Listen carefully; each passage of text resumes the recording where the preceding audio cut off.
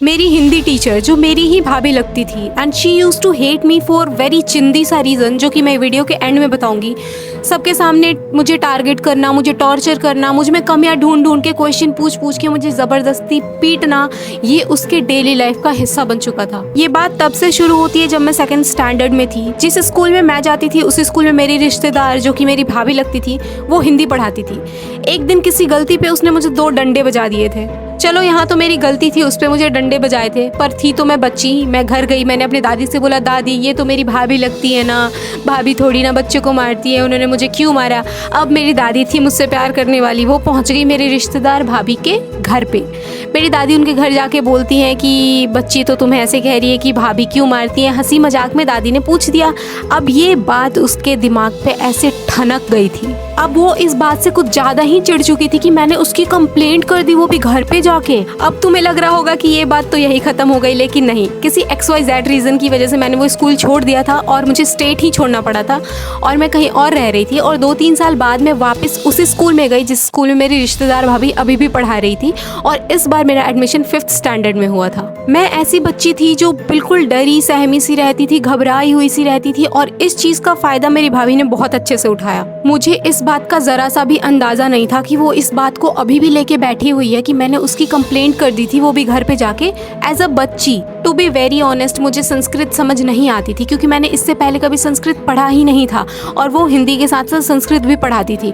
तो दूसरों के सामने बेइज्जती करना, टॉर्चर करना, पीटना और टीचर्स के सामने बेइज्जती करना, नीचा दिखाना, वो दिमाग में बच्चे के ऐसे बैठ जाता है कि ये चीज़ एक टीचर को समझना चाहिए। और जबकि वो इसका उल्टा फ़ायदा उठा रही थी ये समझ के कि मैंने उसका कंप्लेंट कर दिया था।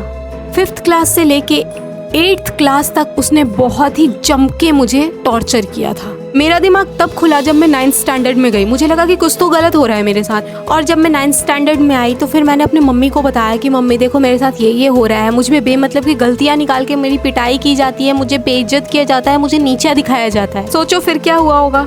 एक और बम फट गया क्योंकि उसको लगा कि ओह माय गॉड, इसने फिर से मेरी कंप्लेंट करी है, और वो और जम के मेरे पीछे पड़ गई। मेरे साथ और अत्याचार होने लगा। वो बहाने बना बना के मुझ में, मतलब वो अब अलग तरीके से मुझे टॉर्चर करती थी। मतलब खुद नहीं करती थी, दूसरे टीचर्स से मुझे टॉर्चर करवाती थी। हाँ, पढ़ाई में मैं थोड़ी एवरेज थी, तो जब स्कूल में एनुअल फंक्शन होता था तो मुझे डांस और सिंगिंग में बहुत ही ज़्यादा इंटरेस्ट था, तो मैं पार्टिसिपेट करती थी।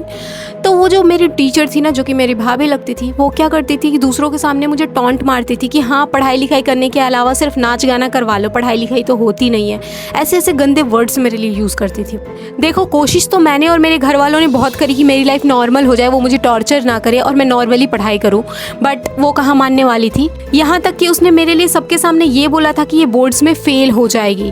तमाचा तो उसके मुंह पे तब लगा था जब मेरे बोर्ड्स में बहुत ही ज़्यादा अच्छे मार्क्स आए थे। मेरी मेरी सोच से भी ज़्यादा मार्क्स आए थे, जितना मैंने एक्सपेक्ट किया था उससे भी ज़्यादा अच्छे मार्क्स आए थे। और किसी की लाइफ के लिए मैं कुछ बोलूँगी तो नहीं, सबकी लाइफ अपनी जगह पे अच्छी है, बट स्टिल मैं एक चीज़ कहना चाहूँगी कि उस टाइम पे जो बहुत ही ज़्यादा स्मार्ट स्टूडेंट कह लो या फिर तेज स्टूडेंट कह लो हुआ करते थे ना, वो आज की डेट में अपने लाइफ के साथ ये कर रहे हैं, एंड उन सबसे ज़्यादा बेटर कर रही हूँ मैं, जहाँ तक मुझे पता है। So proud of me, I am so proud of me.